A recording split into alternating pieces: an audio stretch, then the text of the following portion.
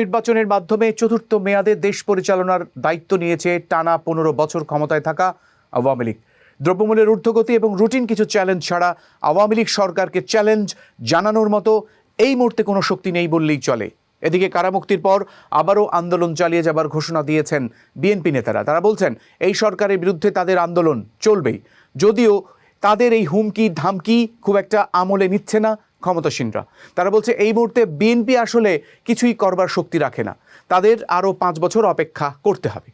সমসাময়িক রাজনীতির এইসব বিভিন্ন প্রসঙ্গ নিয়ে আজকে আলোচনা করতে চাই আজকের সাম্প্রতিক সমীকরণে। কাজী সাঈদ আছি পুরো অনুষ্ঠান জুড়ে আপনাদের সঙ্গে। আজকে আমাদের সঙ্গে আমন্ত্রিত অতিথি হিসেবে রয়েছেন বিএনপির স্বনির্ভর বিষয়ক সহ সম্পাদক নীলুফার চৌধুরী মনি এবং বাংলাদেশ ছাত্রলীগের সাবেক সহসভাপতি প্রশান্ত ভূষণ বড়ুয়া। আপনাদের দুজনকেই স্বাগত জানাচ্ছি আমাদের অনুষ্ঠানে। আমরা আমাদের আজকের বিষয় নির্ধারণ করেছি সমসাময়িক রাজনীতি। আমরা শুরুতেই বিরোধী মত অর্থাৎ মনি আপা আপনার কাছে আসতে চাই। আসলে বিএনপির বিষয়টা জনগণের কাছে পরিষ্কার না।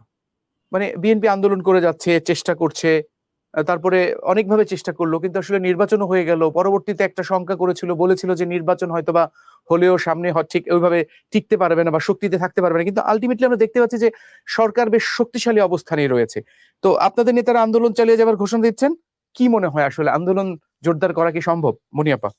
দেখেন, আপনি যে কথাটা বললেন সেটা আপনার জন্য, আপনি সাংবাদিক হিসেবে আপনি কি মনে করছেন এটা মতের উপর ডিপেন্ড করে। আপনি যে কথাগুলো আজকে শুরুতে স্টার্ট করলেন যে টানা 4 বারের মতো, এই টানা 20 বার 25 বারও বিশ্বের অনেক দেশে অনেক কিছু করে, স্বৈরাচার ধরে থাকে। টানা আপনার 200 বছরও বাংলাদেশটা, এই ভারতীয় উপমহাদেশে ব্রিটিশরা এসে দখল করেছিল, টুটি চেপে ধরেছিল। তো তারপরে কি দেশে গণতন্ত্র আসেনি? জিও পলিটিক্সে যাদের উপর ডিপেন্ড করে, যাদের উপর ভরসা করে সমস্ত নিজের ক্ষমতাকে জলাঞ্জলি দিয়ে শুধুমাত্র চেয়ারটাকে কক্ষিগত করার জন্য যারা ক্ষমতায় আছে, তাদেরকে ওরকম মনে হলে আপনার জন্য, আপনাদের জন্য মনে হতে পারে, বাট সমস্ত বাংলাদেশের মানুষ যে এই সরকারকে প্রত্যাখ্যান করা বরাবরই করছে, এটা আপনারা স্বীকার করেন বা না করেন, আপনারা মনে মনে আপনারা ঠিকই জানেন। কারণ জনগণ এখন ভোটকে ঘেন্না করে, ভোট দিতে যায় না।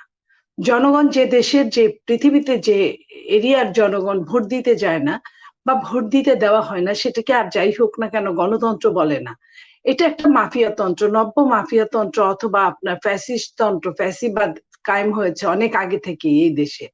সেই ফ্যাসিবাদটাকে ধরে রাখার জন্য একটা, এটাকে সরকার বললে সরকারের ভুল হবে, একটা দুর্বৃত্ত পরায়ণরা এটাকে আটকে রেখেছে, ধরে রেখেছে এবং জোর করে শাসন চালাচ্ছে।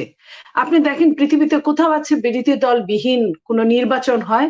বাংলাদেশ একমাত্র দেশ যেখানে বিরোধী দল কোনো লোকই নাই নির্বাচন করার। আপনি দেখেন চারটা দল মূলত নির্বাচনে এসছে, 4টার মধ্যে আমি বলবো নৌকা 1, 2, 3, 4 এরাই নৌকা। আপনার সরকারি দল, তাদের সহকারী যারা নৌকার বিদ্রোহী প্রার্থীরা স্বতন্ত্র 62 জন, সেটাও নৌকা, একদম সরাসরি নৌকা। তারপরে জাতীয় পার্টি 11 জন, 26টা পদ ছাড়া হয়েছিল, সেটাও অ্যালায়েন্সের, সেটাও নৌকা। এবং এছাড়া যে 2 জন পাশ করেছে তারাও কিন্তু ঘাড়ে নৌকা প্রতীক নিয়েই পাশ করেছে, একজন করে এমপি। তো সেইখানে আমরা নর্মালি হিসাব করতে পারি, এখানে নৌকা জিতেছে, গণতন্ত্র হেরেছে, গণতন্ত্র লেশমাত্র নাই। এটা যদি বিএনপি এই ধরনের চেষ্টা করতো কখনো, তাহলে বিএনপি ক্ষমতায় থাকতে পারতো এই অবস্থা করে।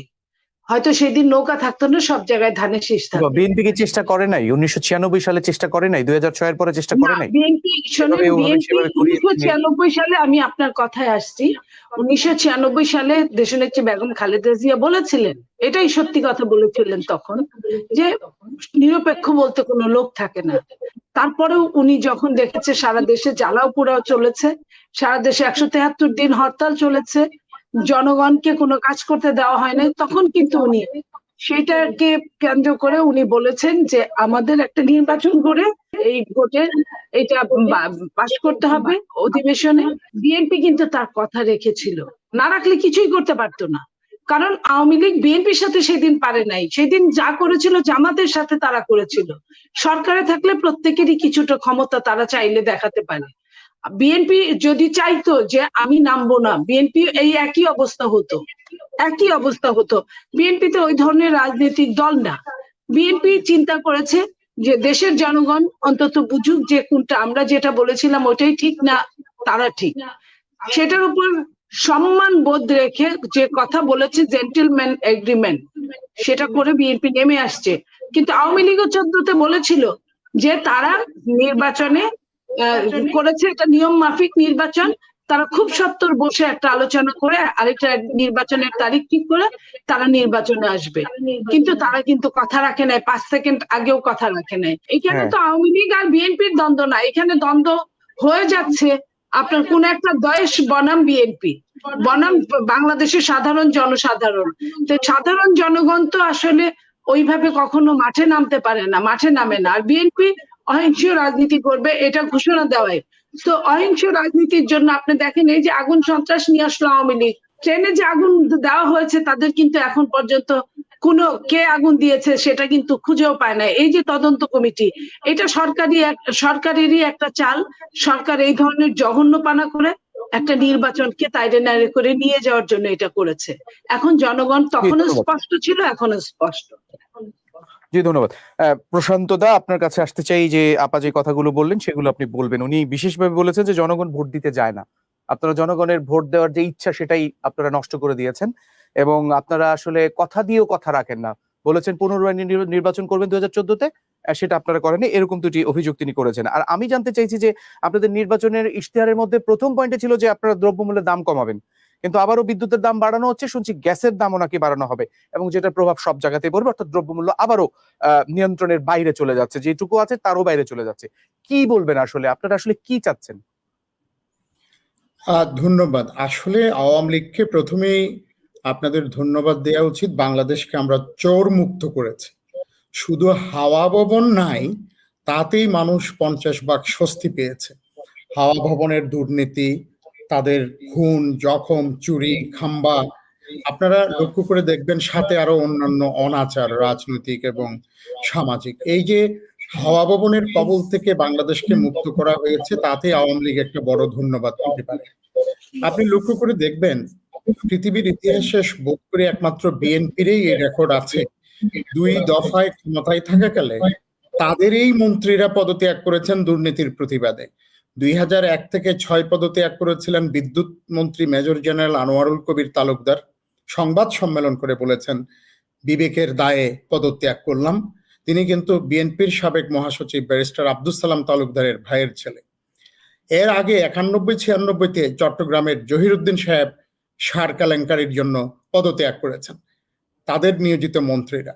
এবং এইগুলোর সমন্বয়ে 2006-এর অক্টোবরে যখন ক্ষমতাসীন দলের মন্ত্রী, এমপি সহ প্রায় 22 জন কর্নেল অলি সাহেবের সাথে চলে আসলেন, তখনও বেগম জিয়া প্রধানমন্ত্রী, বিএনপি ক্ষমতায়, তারা সরকারি বাসভবন মিন্টো রোডের বাসা ছেড়ে হোটেলে এসে থাকলেন এবং পরের দিন সংবাদ সম্মেলন করলেন। তো আজকে চোরমুক্ত বাংলাদেশ করতে গিয়ে আওয়ামী লীগকে অনেক কষ্ট করতে হয়েছে এবং অনেকখানি উজান স্রোতে নৌকা বাইতে হয়েছে। একমাত্র রাজনৈতিক দল যারা জনগণের ট্যাক্সের টাকা চুরি করে দল গঠন করেছে এবং এটার সাক্ষ্য দিয়েছেন বিএনপির সাবেক মহাসচিব কর্নেল মুস্তাফা। দেখুন, তাদের সাথে আমি একটা বিষয় একটু জানতে চাই দাদা বিনয়ের সাথে একটা বিষয় জানতে চাই। আপনি বললেন যে বাংলাদেশ চোরমুক্ত হয়েছে, আপনি বললেন যে বিবেকের দায়ে মন্ত্রীটা সরে গেছে, মানে বাংলাদেশ কি আসলে এখন চোরমুক্ত হয়েছে? মানে বিবেকের দায় কি এখন মন্ত্রীদের মধ্যে আছে? এখন কি হাওয়া ভবন আছে? নাই তো। এখন কি মেজর জেনারেল বাংলাদেশে হাওয়া ভবন চলে গেছে, আমি মুছে ফেলতে পারবো? উনি তো বিএনপির। এই যে আমরা শুনতে পাই দাদা, আমরা শুনতে পাই 5 বছরে 10 বছরে 50 গুণ 100 গুণ সম্পদ বেড়ে যায়, এটা কিভাবে বাড়ে দাদা? কোনো মেশিন আছে এরকম? সম্পদ তো সবারই বাড়ে, 20 বছরের সম্পদ বাড়বে না কেন? আপনি দেখবেন যে অবৈধভাবে 1 টাকাও বাড়ে কিনা। যদি অবৈধভাবে না বাড়ে, বৈধভাবে সম্পদ বাড়লে অসুবিধা কি? আপনি দেখবেন এটি অন্যায়ভাবে হয়েছে কিনা এবং ওখানে কোনো ইনউয়েন্ডো অ্যাপ্লাই করতে পারেন কিনা। ইনউয়েন্ডো হলো কি, যে আমার আগে 1 টাকা ছিল, পরে আমি মন্ত্রী হলাম, এমপি হলাম, আমার 1000 টাকা হলো, এখন মন্ত্রী হয়ে আমি সরকারের সাথে ব্যবসা করলাম কিনা। যদি করি, আপনি আমার শাস্তি করি, পেতে হবে আমাকে, আমার পথ থাকবে না, আমি সংবিধানের সাথে প্রতারণা করলাম, এটি হয়েছে কিনা। আমি যদি সরকারের সাথে ব্যবসা না করি, আমার যদি পারিবারিক ব্যবসা থাকে, আমার যদি অন্যান্য ব্যবসা থাকে, তাহলে আমার ইনকাম অবশ্যই বাড়তে পারে। দেখবেন যে আমি ট্যাক্স দিয়েছি কিনা এবং আমার এই বাড়াটা অবৈধভাবে হয়েছে কিনা, সরকারি ক্ষমতার অপব্যবহার করে হয়েছে কিনা, না হলে বাড়তে পারে, এটি বেশি না। তবে আপনার কয়েকটা ভ্যালিড প্রশ্ন আছে, এই ভ্যালিড প্রশ্ন বিএনপিরও। ভ্যালিডটা হলো দাম বাড়া নিয়ে। আজকেই মাননীয় বিদ্যুৎ প্রতিমন্ত্রী, জ্বালানি ও বিদ্যুৎ প্রতিমন্ত্রী বলেছেন এবং উনি ইঙ্গিত করেছেন আন্তর্জাতিক বাজারে একটু কম দামে পাওয়া যাচ্ছে দেখে এই মাসে আবার সমন্বয় করে বাংলাদেশেও দাম কমানো যাবে। অর্থাৎ যেহেতু আন্তর্জাতিক বাজারের সাথে আমাদের একটি সম্পর্ক আছে, আপনি তো জানেন সৌদি আরব বৃহত্তম উৎপাদক, বৃহত্তম রপ্তানিকারক, আবার বৃহত্তম আমদানিকারক, লাইকওয়াইজ আমেরিকা। অর্থাৎ আমি উৎপাদন করছি, আমি আবার আমদানিও করছি মূল্যস্ফীতি স্থাপকের কারণে, আমার রিজার্ভ ঠিক রাখার কারণে। অনেক সময় বাংলাদেশ খাদ্যে স্বয়ংসম্পূর্ণ, আমরা অনেক বিষয়েই সম্পন্ন হয়েছি, কিন্তু আমার ফুড সেফটি সিকিউর করার জন্য এবং আপনার কথা আমদানিও করতে হয়। দাদা, আপনার কথাটা শেষ হয়নি, বুঝতে পারছি। আমরা একটু বিজ্ঞাপন বিরতি থেকে যাই, ফিরে এসে আবার আপনার কাছে আসবো। প্রিয় দর্শক, সাম্প্রতিক সমীকরণে আমরা বিজ্ঞাপন বিরতিতে যাচ্ছি, সঙ্গেই থাকুন, ফিরে আসবো একটু পরে।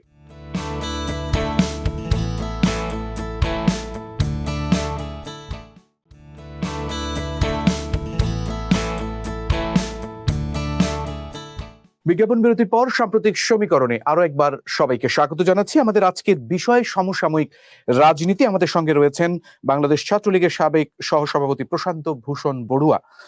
দাদা, বিজ্ঞাপন বিরতিতে যাবার আগে আপনার কাছে ছিলাম যে বিষয়টি নিয়ে আপনি আলোচনা করছেন, আমি আবারও একটি জিনিস যোগ করে তারপরে আমি আপনার কাছে জানতে চাইবো যে বাজার নিয়ন্ত্রণে ব্যর্থতার পর বিদ্যুৎ তেলের দাম বাড়িয়ে জনগণের সঙ্গে নির্দয় আচরণ চলছে, এমন মন্তব্য করেছেন বিএনপির সিনিয়র যুগ্ম মহাসচিব রুহুল কবির রিজভী। এই মন্তব্যের সাথে আপনার কথাটা যোগ করে তারপরে শুনেন, একেবারেই বাজে কথা। কেন বাজে কথা জানেন? এই বিএনপি কনসার্টে 18 জন মানুষকে গুলি করে হত্যা করেছিল বিদ্যুতের দাবিতে রাজপথে নামার কারণে। 6 জনকে সারের জন্য গুলি করে মেরেছিল। বিদ্যুৎ চুরি যারা করেছে, সার চুরি যারা করেছে, তারা এই ধরনের বড় বড় কথা বলে মানুষকে এগুলো বিভ্রান্ত করতে চায়। একেবারেই মিথ্যে কথা। কারণ কি, এই বিদ্যুতের যে 43,000 কোটি টাকা ভর্তুকি, এটা তো আপনার আমার পকেট থেকে যায়। তো আপনি আমি বড় বড় বাণিজ্য ইউনিটের জন্য আমি কেন ভর্তুকি দিব? আপনি কেন ভর্তুকি দিবেন? সেই ভর্তুকির কিছু অংশ বাঁচালে আমরা তো আরেকটি পদ্মা সেতু করতে পারি। আমরা শোনেন, আশ্রয়ন প্রকল্পের এই জমিগুলো বাংলাদেশে আগেও ছিল, অন্য সরকারের আমলেও ছিল। কই, মাননীয় প্রধানমন্ত্রী বঙ্গবন্ধু কন্যা শেখ হাসিনা ছাড়া আর কেউ তো চিন্তাও করে নাই এই 2% জমি সহ বাড়ি তৈরি করে দিবে ভূমিহীনদেরকে। কেউ তো করে নাই, আমরা করেছি, আওয়ামী লীগ করেছে। আমার আগেও সরকার ছিল, এক আসলা পানি এনেছে, সমুদ্র সীমা জয় করতে পারে নাই। 3 বিঘা করিডোর আনতে পেরেছে, ছিটমহল আনতে পেরেছে, পারে নাই। শোনেন, এই কারণে আমরা বলি আওয়ামী লীগ ম্যানেজারিয়াল সুপ্রিমেসি দেখিয়েছে বলেই মানুষ, বিএনপি আসে নাই তারপরও মানুষ রাস্তায় নামে নাই, ভোট দিতে কম গেছে। শোনেন, আপনি আক্রান্ত হলে আমি দৌড় দেই, মনি আপা কোথাও আক্রান্ত হলে ছিনতাইকারের আমি যদি পাশে থাকি আমি দৌড় দেই। কিন্তু আমি যদি দেখি যে না, আপনার কোনো বিপদেই নাই, আপনি জিতবেন, বিএনপি আসে নাই, বিএনপি আসার সেই সুযোগও তাদের নাই, আসতেও চায় নাই, এই কারণে আইসামি করেও তো কিছু লোক ভোট দিতে যায় না, খুব স্বাভাবিকভাবে। তারপর আর কিছু লোক ভয়ে ছিল যে বিএনপি, এই যে গাজীপুরের ট্রেনের যে ঘটনা আপা যেটা বললেন, বিএনপি ছাত্রদল যুবদলের পদাধিকারীরা 164 করেছে, আর কি লাগে? দাদা, আপনার কাছে আবার আসবো, একটু মনিয়াপার কাছে যেতে চাই। মনিয়াপা, আমাদের মাননীয় অর্থমন্ত্রী বলেছেন, আবুল হাসান মাহমুদ আলী, উনি বলেছেন দেশের মানুষ ভালো আছেন, দেশের অর্থনীতি ভালোর দিকে, এরকম একটি বলেছেন। আর এটার সাথে দাদা যেগুলো বললেন যে বিদ্যুৎ চুরি, সার চুরি এবং এই যে খাম্বার কথাটাও আওয়ামী লীগের অনেকে বলে। জি শুনেন, আমি প্রথমেই বলতে চাই যে প্রশান্ত বাবুর লাস্ট কথা ধরে, যে ছাত্র দলের ছেলেরা, পদাধিকারী ছেলেরা, আপনি আমানুল্লাহ আমাদের ছাত্র দলের নবনির্বাচিত সাংগঠনিক সম্পাদক, সে একটা ফেসবুকে স্ট্যাটাস দিয়েছে যে একটা ছেলেকে কতবার রিমান্ডের নামে মেরে তাকে 8টা নখ টেনে টেনে তার সামনে তুলে ফেলেছে। একটা মানুষকে যখন নখ উপড়ে ফেলে, টেনে তুলে ফেলে কোন ধাতব বস্ত্র দিয়ে, তখন আপনি বুঝেন যে সেই মানুষটার কি অবস্থা হতে পারে, আওয়ামী লীগ কি পরিমাণ টর্চার করে। এবং আপনি জানেন যে 15 জন আমাদের জেল থেকে বের হয়ে বা জেলের ভেতরে আমাদের এই 28 তারিখের পরে 15 জন মারা গেছে। এই যে টর্চার, এই টর্চার সেলের নামই কিন্তু ফ্যাসিবাদ। এই ফ্যাসিবাদ সেল থেকে বের হয়ে তারা বড় বড় কথা বলে, এখন তো বলতে পারে না। আমান যখন বের হয়ে এই কথাগুলো বললো, তাকে কিভাবে টর্চার করা হয়েছে শুধুমাত্র স্বীকারোক্তি নেওয়ার জন্য। এই যে স্বীকারোক্তির নামে যে কি অবস্থা তারা নিয়ে গেছে, এখান থেকেই বোঝা যায়। আর আপনার যে অর্থমন্ত্রী বলেছে মানুষ ভালো আছে, আমরাও তো বলতে চাই মানুষ ভালো আছে। আচ্ছা, মানুষ যদি ভালোই থাকে, 16 কোটি 80 লাখ মানুষ এই লাস্ট আদমশুমারিতে আওয়ামী লীগ প্রমাণ করেছে এই দেশে আছে। তার 1 কোটি পরিবারকে আওয়ামী লীগ রেশন কার্ড দিয়েছে। মানুষ ভালো থাকলে রেশন কার্ড কিন্তু এই দেশ থেকে উঠে গিয়েছিল। মানুষ ভালো থাকলে 1 কোটি পরিবার মানে 6 কোটি মানুষ রেশন কার্ড দিয়েছে। তার উপর আবার ওএমএস এর লাইনের জন্য 1 কোটি কার্ড বিতরণ করেছে। তো 2 কোটিতে যদি আমি 5 যদি ধরি একটা পরিবারে, তাও কিন্তু 5 কোটি 10 কোটি হয়। যদি বাবা মা সহ 2 সন্তান সহ স্বামী স্ত্রী ধরি 6 জন করে, তাহলে 6 দোকানে 12 কোটি হয়। তো এই 12 কোটি মানুষকে যখন তারা ভিক্ষা তুলে হাতে নিয়ে সবচেয়ে কম দামে খাবারের জন্য ঘন্টার পর ঘন্টা রাস্তায় দাঁড়িয়ে থাকছে, অথচ তারপরেও টাকা দিয়েও পাচ্ছে না, একটু কম টাকায়, সেইখান থেকে বোঝা যায় দেশ কতটা ভালো রেখেছে তারা। আর এইবার তারা বলেছে যে তাদের মেন কাজই হচ্ছে দ্রব্যমূল্যের দাম কমানো। এতই দাম কমিয়েছে যে রোজা আসার 2 মাস আগে থেকে দ্বিগুণ দাম হয়ে গেছে সব। আপা আরেকটা প্রশ্ন করবো, আপা আরেকটু আপনি যদি সংক্ষেপ করেন আরেকটা প্রশ্ন করতাম। জি জি, আরেকটা প্রশ্ন করতাম আপা। এবং এই যে প্রশান্ত বড়ুয়া বললেন যে খাম্বা হাওয়া ভবন, উনারা তো বাংলাদেশকে হাওয়া ভবন করেছে। আপনার স্যাংশনের পরে আমেরিকা 3 মাসে সুইজারল্যান্ড থেকে শুধু 10,000 কোটি টাকা ডলার শুধু 3 মাসে বাংলাদেশে আসছে। তাহলে বুঝেন তারা কি পরিমাণ টাকা নিয়ে গেছে। এই যে বেগমপাড়া শেখপাড়া বানাইছে, এই যে বিদ্যুতের দাম বাড়ানোর কথা, এই বিদ্যুৎ থেকেই তো কারি লাখ কোটি টাকা পাচার হয়েছে। আমি প্রমাণ দেই, এই যে গত ভূমিমন্ত্রী 1000 কোটি টাকা এক ভূমিমন্ত্রী যদি থাকে, তাইলে আপনি বলতে ভুল করেছেন। কোন এমপি 10 গুণ 20 গুণ টাকা না, 1000 গুণ বেশি টাকা হয়েছে। সব কিন্তু কি ব্যবসা করে? মাছের ব্যবসা করে। কোনো কিছুই যায় খুঁজে পাবেন না মাছের। তারা সব মাছের ব্যবসা করে কারি টাকা। আমি একটু প্রশ্নটা করি, তারা বানাইছে। আর হাওয়া ভবনে এত কথা বলে, হাওয়া ভবনে কি বের করতে পারছে তারা 10 বছরে 11 লক্ষ কোটি টাকা, এখন তো 15 বছর, আরো নতুন হিসাব আসে নাই, 11 লক্ষ কোটি ডলার তারা বিদেশে পাচার করেছে। এই বিদেশে পাচারের জন্য এখন ডলার নাই, বাংলাদেশে ডলার সংকটে ভুগছে মানুষ, এলসি করতে পারছে না, ব্যাংকগুলোকে দেউলিয়া বানায় দিছে, কটকরি বানায় দিছে সবগুলো ব্যাংকে। আমি আপনাকে পরে প্রশ্ন করব, বিজ্ঞাপন বিরতির পরে আপনাকে। আমরা পানি আনতে পারি না এক আসলা। উনি কি ভুলে গেছে শেখ মুজিবুর রহমান সাহেবের সময় 7 দিনের জন্য ফারাক্কা করে 7 দিনের জন্য টেস্ট করার জন্য নিয়ে গেছে? আজ পর্যন্ত এতবার বিদেশ যায়, মমতারা বলেও না যে পানির জন্য আসছে, বলে যে না দিল্লি থেকে প্রেস কনফারেন্স করে যে না পানি নিয়ে কোনো কথা হবে না, এখান থেকে বলে পানির জন্য যাচ্ছে। জি জি, আবার আপনার কাছে আসবো। আমরা একটু প্রশান্তদার কথা খুব অল্পতে, যেহেতু প্রশ্ন তো বলেছেন, খুব অল্পতে আপনার কাছে জানতে চাইবো যে ওনারা যে অভিযোগ করলেন জনগণের ইস্যু নিয়ে কথা বলতে গেলেও আপনারা সরকার বা আইন শৃঙ্খলা বাহিনী আগ্রাসী মনোভাব দেখাচ্ছে। ওনার প্রশ্ন এবং আমার এই প্রশ্ন দুইটার উত্তর আপনি দিবেন খুব সংক্ষেপে। বিএনপি একটা অকর্মণ্য দল এবং তাদের রাজনৈতিক সক্ষমতাও দ্রুত হ্রাস পাচ্ছে। ইভেন তাদের জোট সঙ্গী গণতন্ত্র মঞ্চ, তারাও যেটুকু আপনার এই প্রতিবাদ বিক্ষোভ করেছেন আপনি দেখেছেন। আমি একটু উদাহরণ দিই, ধরেন যে দাম বাড়লো, সবকিছু বিরোধী দলের দায়িত্ব তো সমালোচনা করা, প্রতিবাদ করা।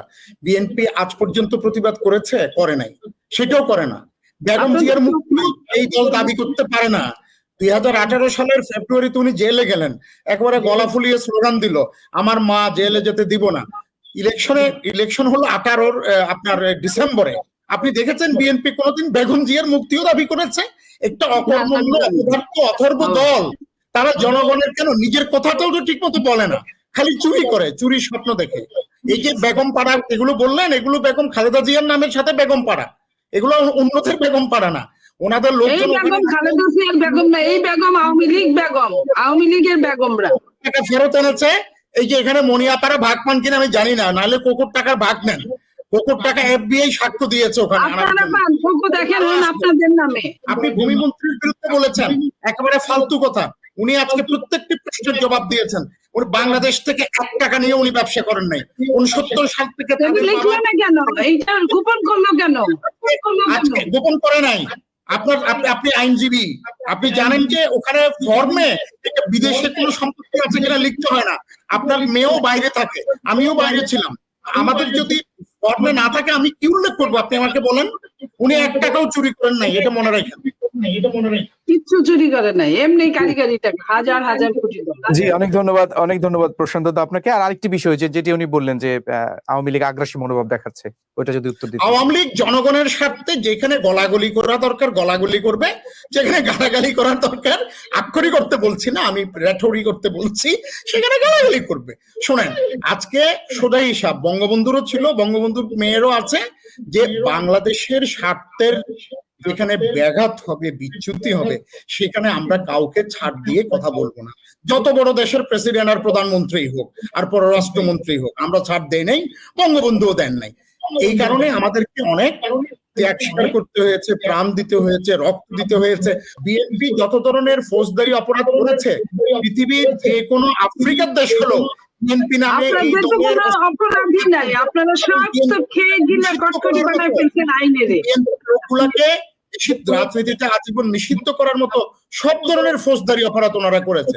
শুধু অপরাধ করে ক্ষান্ত হয়নি, অপরাধকে ঢাকা দেওয়ার জন্য আরো একাধিক অপরাধ করেছে, যেটাকে পারভার্সন অফ জাস্টিস বলে। সেই আমাদের দুর্ভাগ্য, ওই বিএনপির সাথে আমাদের রাজনৈতিক কম্পিটিশন। এটা দুঃখজনক, আর কিছু না।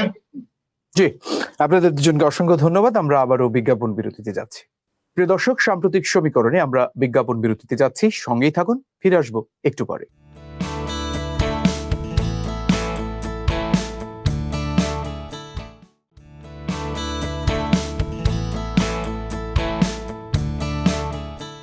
বিজ্ঞাপন বিরতির পর সাম্প্রতিক সমীকরণে আরো একবার স্বাগত জানাচ্ছি সবাইকে। আজকের বিষয় সমসাময়িক রাজনীতি। আমাদের সঙ্গে আমন্ত্রিত অতিথি হিসেবে রয়েছেন বিএনপির স্বনির্ভর বিষয়ক সহ সম্পাদক নীলুফার চৌধুরী মনি আপা। বেশ কিছু প্রশ্ন রয়েছে। প্রথমেই যে বিষয়টি স্পেসিফিক জানতে চাই, খুব অল্প অল্প করে উত্তর দিবেন, কারণ আমরা রাতের সময় একেবারে শেষ, আমরা শেষ অংশে রয়েছি।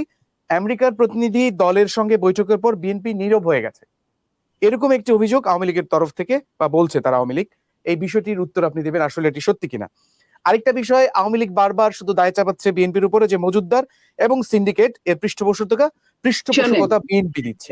বিএনপি যদি মজুদ্দার আর সিন্ডিকেট থাকতো, আওয়ামী লীগ কি আঙ্গুল চুষতো? আওয়ামী লীগ কবে ধরে নিয়ে একদম ক্রস ফায়ারে দিত। আওয়ামী লীগের তো জুড়ি নাই ক্রস ফায়ারে দেওয়ার। তো আওয়ামী লীগ তারা নিজেরা ব্যর্থ এখানে। আপনার গত বাণিজ্য মন্ত্রী পুরা সময়টা বলছে সিন্ডিকেটকে চেক দেওয়া তার দ্বারা সম্ভব না, এইসব বলেছে। এখনো আওয়ামী লীগ ব্যবসায়ী, যারা ঋণ খেলাপি ব্যবসায়ী, তাদেরকে বিভিন্ন ভাবে টাকা পয়সা দিয়ে, ব্যাংকে দেউলিয়া করে টাকা পয়সা দিয়ে তাদের এমন করছে। এখন আর নিম্নবিত্ত ব্যবসায়ী নাই, মধ্যবিত্ত ব্যবসায়ী নেই, ব্যবসায়ী সব গ্রুপ অফ ইন্ডাস্ট্রিজ হয়ে গেছে। দেখেন আপনি 1 কেজি আটা কিনতে যাবেন, 2 কেজি আটা কিনতে যাবেন, সেও ওই গ্রুপ অফ ইন্ডাস্ট্রিজ এর কাছে যাওয়া লাগবে। মনোপলি ব্যবসা, এই ব্যবসা থেকে আওয়ামী লীগ ভাগ পায়, তাই এই কাজগুলো করে। আর আমেরিকার যে কথাটা আপনি বলেছেন, আমেরিকা নিজস্ব স্টাইলে নিজস্ব স্ট্র্যাটেজিতে চলে। এরা কোনো আমেরিকার কাছে আওয়ামী লীগ বিএনপি তাগর কোনো ব্যাপার না, তাগর স্বার্থ যেখানে সেখানেই করবে। আওয়ামী লীগ ক্ষমতা কায়রা নিয়ে ইন্ডিয়ার তল্পি বাহক হয়ে নিচ্ছে। আওয়ামী লীগ এই কথাগুলো তারা বলে তৃপ্তির ঢেকুর তোলার চেষ্টা করে, কিংবা অন্ধকারে জোরে চিৎকার দিয়ে বুঝায় যে আমি ভয় পাই নাই। আমাদের এক মন্ত্রী সম্পর্কে বলছে যে সে পদত্যাগ করছে বিদ্যুৎ নিয়ে। বিদ্যুতের শোনেন, তখন ওই সেক্টরে 5 বছরে আপনার 14,000 কোটি টাকা স্যাংশন ছিল। উনি বলছে 20,000 কোটি। মন্ত্রী নিজেই বলছে, ভুলভাল তাকে আমলারা ধরায় দিছে। 14,000 কোটির মধ্যে রাজস্ব টাকা ছিল 9,000 কোটি, আর 5,000 কোটি ছিল আপনার বিদ্যুতের উপর টাকা। আর এই যে খাম্বা নিয়ে বলে, খুঁটি নিয়ে বলে, এটা তাদের কাজী সাহেব। এখন যে এমপি, তার বাবাকে বলতে বলেন আজকের কাগজে কাজী সাহেব। বিএনপির এগুলা করার মতো বিএনপির অনেক কাজ ছিল। বিএনপি জনগণের সরকার, জনগণের জন্য কাজ করতে। আর এই যে আপনি বলেন তারা কিভাবে, তাদের তো লজ্জা শরম কিচ্ছু নাই। 5 বছর সিন্ডিকেট সামলাইতে পারে না, বাণিজ্য মন্ত্রী পদত্যাগ করে না, 5 টাকার ডিম যখন 20 টাকা হয়ে যায় একটা ডিম, তখনও সে দেদারসে দাঁত বাইর করে দাঁত কেলায় দিয়ে ক্ষমতা ধরে থাকে। কিংবা আপনার পররাষ্ট্রমন্ত্রী যখন বলে ভারতের সাথে বাংলাদেশের স্বামী স্ত্রীর সম্পর্ক, এটা বলেও কিন্তু দিব্যি 5 বছর কাটায় দেয়। কিংবা যখন বলে যে ভারতকে বলে আসছি যে কোনো মূল্যে আরেকবার ক্ষমতায় আনার জন্য, এইসব বলেও বিলো স্ট্যান্ডার্ড কথাবার্তা বলেও এরা টিকতে পারে। কিন্তু বিএনপির ওই যে জহির সাহেবের মতো, জহির খানের মতো, তাদের মতো বনেদি পরিবারের লোকেরা এই ধরনের কাজ করে না। তারা বিদেশের মতো ডিমের দাম যদি কমে যায় আটা না, তারা যেমন পদত্যাগ করে বিদেশে, ঠিক এমনই বিএনপির ওই মন্ত্রী পদত্যাগ করছিল। সে তার জায়গায় সে তার নিজের ব্যর্থতা বলে, যেটা জাপানে করে, যেটা আমেরিকায় করে, যেটা ব্রিটেনে করে, সেটা বাংলাদেশে আওয়ামী লীগ করে না, এটা বিএনপি করে। তো এই জন্য আমরা বলি যে এটা আওয়ামী লীগের দ্বারা সবকিছুই সম্ভব, কারণ তারা তো শুধুমাত্র চেয়ারটা রেখে সমস্ত কিছু বিক্রি করে দিছে বাংলাদেশকে। বাংলাদেশের সফরেন্টি কি আছে? তার থাকলে সিসি কি বলে যে বিশ্বের 2-3টা দেশ ছাড়া কোনো দেশের সফরেন্টি নাই, বাংলাদেশে তার মানে কি বাংলাদেশ এটার মধ্যে পড়ে? বাংলাদেশের সফরেন্টি নাই, এটা যখন নিজেরাই বলে তখন আপনি বুঝেন যে আমার সার্বভৌমত্ব কোথায় বন্ধক রেখেছে তারা। জ্বালানি, গ্যাস, আপনার বিদ্যুৎ, 3টা একসাথে পানির জিনিসের দাম বাড়ানো সাহস পায় কোথা থেকে? যেখানে দ্রব্যমূল্যের দাম হাতের নাগালের বাইরে, মানুষ 37% মানুষ আরো 3 মাস আগের পত্রিকায় রিপোর্ট ঋণ করে খাচ্ছে। করোনার চেয়েও এখন সারা বিশ্বে তেলের দাম কম, সেইখানে তারা জ্বালানির দাম পর্যন্ত বাড়াইতে চায়। তারা বিদ্যুতের দাম, এই 15 বছর ক্ষমতায় তারা 16-17 বার বিদ্যুতের দাম বাড়াইছে। আপনি বুঝেন যে কোনখানে আছে? একটা ইউনিট বিদ্যুৎ যদি 9 টাকা পড়ে, তাহলে মানুষ কিভাবে চলবে? আর এই গ্যাস বিদ্যুৎ এইসবের দাম বাড়ানো মানে জিনিসপত্রের দাম আরো এক ধাপ বাড়ানো। আবারও আপনার কাছে আসবো। আমরা একটু প্রশান্ত দার কাছে যেতে চাই। প্রশান্ত দা বেশ কিছু কথা বলেছেন, আমাদের শেষে আবারও আপনার দুজনের কাছে আসতে হবে। খুব সংক্ষেপে উত্তর চাইবো আপনার কাছে। আমরা শুনতে পাচ্ছি যে বিএনপি নির্বাচন বর্জন করার কারণে খেসারত দিতে হবে, এমন একটি মন্তব্য আপনাদের টপ লেভেল থেকে এসেছে। কি খেসারত বিএনপি দেবে নতুন করে? বিএনপিতে এমনিতেই আসলে 16-17 বছর ক্ষমতার বাইরে, বিএনপি আর নতুন করে কি খেসারত দিবে যদি একটু পরিষ্কার করতেন? আসলে আমরা আসলে জানি না। বিএনপি সম্পর্কে তাদের সাবেক অর্থমন্ত্রী মরহুম সাইফুর রহমান সাহেবের একটা কথা বলি, শেয়ার করি। উনি বিএনপির চোরটাদের সম্পর্কে সিলেটি ভাষায় একবার বলছিলেন, সিলেটেই জনারণ্য সাংবাদিক সম্মেলনে, ইতা সব সুরের ফুলা। শোনেন, উনি উনি এটি পত্রিকায় আসছে এবং তারা এই অনাচারে অতিষ্ঠ হয়ে স্থানীয় লোকজন যখন ওনাকে অভিযোগ করছে যে বিএনপির সব চোরেরদের জ্বালায় আমরা থাকতে পারছি না, উনি বিরক্ত হয়ে বলছিলেন ইতা সব সুরের ফুলা। তো শোনেন, তারা 11 জন গাজীপুরে, 18 জন সিলেটে, স্থানীয় সরকারে তারা নির্বাচিত হয়েছেন বিএনপির এই চোখ রাঙ্গানি তাদের সুপ্রিমোর উপেক্ষা করে। এবং এখানে যখন তাদেরকে স্থায়ী বহিষ্কার করে, তখন জনাব রিজভী সাহেব তাদেরকে নাম ধরে ধরে, যারা 30-35 বছর বিএনপির প্রেসিডেন্ট সেক্রেটারি, তাদেরকে লিখেছিলেন শেষ লাইনে, আপনি একজন মির্জাফর, আপনি একজন বেঈমান, আপনি একজন নাফরমান, এই কথাগুলো লিখেছিলেন। ওই দিনেই বিএনপি বড় ধরনের রাজনৈতিক ক্ষতির সম্মুখীন হয়েছে। আমাদের মাননীয় সাধারণ সম্পাদক যেটি বলেছেন, বিএনপির রাজনৈতিক অদূরদর্শিতা 14ই তাদের নেতাকর্মীদের ভুগিয়েছে। 18 সালে নির্বাচনে ঘোষণা দিয়েও নির্বাচনে না এসে ঘুমে ঘুমে বলে আমার অত সিট পাওয়ার কথা ছিল, পাইলাম না কেন? তো আপনাকে সিট কি আওয়ামী লীগ জোগাড় করে দিবে? আপনি খেলতে নামছেন, আমি একবারে দাঁড়াই থাকছেন, আপনার গোলটা কি আমি করে দিব? সেটা তো আর করবো না। এই জন্য রাতের বেলা নির্বাচন করবেন, এটা করেন নাই।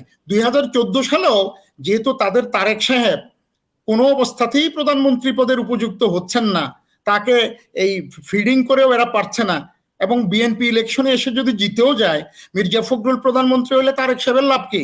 আমির খসরু সাহেব প্রধানমন্ত্রী হলে তারেক সাহেবের লাভ কি? যেহেতু তারেক সাহেব উপযুক্ত হচ্ছেন না, ওনাকে কখন উপযুক্ত হবে এই কারণে বিএনপির সকল নেতাকর্মীকে অপেক্ষা করতে হবে, কেউ ইলেকশন করতে পারবে না। এর চেয়ে বড় খেসারত বিএনপি আর কি দিবে, কতদিন দিবে?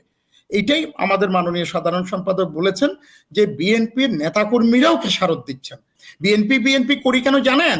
পরিবারের একটা সদস্য যদি বিপদগামী হয়, বকাটে হয়, মাদকাসক্ত হয়, তাকে নিয়ে পরিবারের অন্যরা টেনশন করে।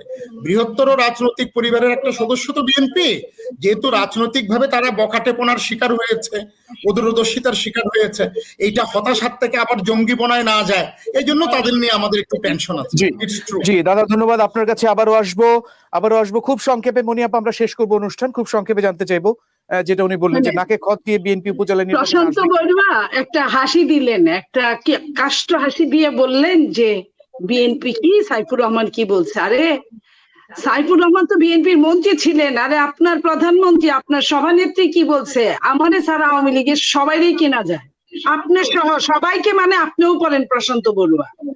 তারপর আপনার সাধারণ সম্পাদক কি বলছে, কাউয়া, হাইব্রিড, চোর, ধান্দাবাজ, টাইমে প্রতিদিন সুর করে কথা বলে, কোরাস গানের মতো বলে। তো কোরাস গানের মতো নিজেরে বলে, আর আপনি বললেন বিএনপি আপনার পরিবারের একজন। এ শুনলে তো আপনার নেতারা হার্ট অ্যাটাক করবে। বিএনপির আপনার পরিবারের একজন বলেন, আপনি স্বীকার করলেন যে আপনারা যে ধান্দাবাজ বড়, এই জন্য বিএনপির ছোট ধান্দাবাজ বলে স্বীকার করলেন যে আমরা আমাদের পরিবারের মনে করি না। বিএনপি আওয়ামী লীগের পরিবারের কেউ না, বিএনপি কখনোই এই পরিবারের হতে পারে না। রাজনৈতিক পরিবারের শোনেন, জাতীয় ঐক্যের সময় কোনো ভেদাভেদ থাকে না। বন্যার পানির সময় যেমন মানুষ আর সাপ একসাথে থাকে, ঠিক জাতীয় ক্রাইসিস মোমেন্টে কোনো দল থাকে না, থাকার কথা না, যদি দেশপ্রেম থাকে। সেই টাইমেও যখন রোহিঙ্গা আসছে, তখনও খালেদা জিয়া যখন বলেছেন যে আমি জাতীয় ঐক্যের প্রয়োজন, একসাথে বসতে রাজি, তখনও বলছে যাদের সাথে যুদ্ধাপরাধীর চিহ্ন আছে, হাতের দাগ আছে, তাদের সাথে বসবে না তারা। আপা, অনেক ধন্যবাদ আপনাকে। আমরা একটু প্রশান্ত দার কথা শুনতে চাই। শেষ কথা বলবেন প্রশান্ত দা, শেষ কথা।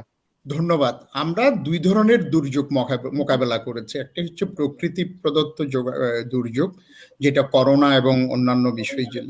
আরেকটি ছিল মানুষ সৃষ্ট দুর্যোগ। এই মানুষ সৃষ্ট দুর্যোগে 90% অবদান রেখে চলেছে বিএনপি। এই আগেও করেছে, পরেও করেছে। আগুন বলেন, এটা বলেন।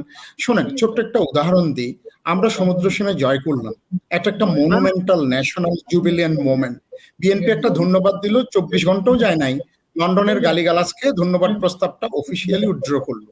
পৃথিবীর কোন দেশে আপনি এটা শুনবেন না, দেখবেন না, দেখেনও নাই। আবার পরের সমুদ্র সীমা জয়লাভের পরে আর ভুলেও আর ধন্যবাদ দিল না। আমরা বুঝি বিএনপির কাছ থেকে কোনো সহযোগিতা দেশের মানুষ কোনোদিন পায় নাই, আমরাও পাবো না। তবে আমরা সেই জন্য থেমে নেই। বলা হয় আওয়ামী লীগ ভালো খেলে টিম জিতে যাবে, আওয়ামী লীগ ভালো খেলে বাংলাদেশ জিতে যায়। আওয়ামী লীগকে অন্তত ভালো খেলবার, মানে আওয়ামী লীগ জিতে যখন বাংলাদেশ হেরে যায়, আওয়ামী লীগ যখন পারফর্ম করে পুরো বাংলাদেশ জিতে, ওই বাংলাদেশের মধ্যে বিএনপিও জিতে। পদ্মা সেতুর উপর দিয়ে বিএনপি যায় না? যায় তো। সমুদ্র সীমা যেটা জিতলাম, ওখানে বিএনপিরও ভাগ আছে না? আছে তো। ট্যাক্সের পয়সাটা কি আপনার একলা? ট্যাক্সের পয়সা কি বিএনপি দেয় না? ট্যাক্সের পয়সাটা কার? আমার ট্যাক্সের পয়সা আপনি ধান্দা করছেন। আওয়ামী লীগ যখন জিতে, সবার হয়ে জিতে, সবার জন্য জিতে। আওয়ামী লীগকে পারফর্ম করার সুযোগ দেন, এই বিজয়ের ফলাফল আপনারাও পেয়েছেন, ভবিষ্যতেও পাবেন। জি, অনেক ধন্যবাদ আপনাদের দুজনকে। আপনাদের মূল্যবান সময় থেকে আমাদের সময় দিয়েছেন। আশা করি দর্শকদের ভালো লেগেছে আপনাদের মতামত। অদূর ভবিষ্যতেও আপনাদেরকে আমরা একই রকম একই ফ্রেমে পাবো এমন প্রত্যাশা রাখছি। ভালো থাকবেন আপনারা দুজন। Thank you. প্রিয় দর্শক, সাম্প্রতিক সমীকরণে আজকের বিষয় ছিল সমসাময়িক রাজনীতি। আগামী পর্ব দেখার আমন্ত্রণ জানিয়ে আজকের পর্ব শেষ করছি। সবাই ভালো থাকুন, সুস্থ থাকুন, বিজয় টিভির সঙ্গে থাকুন।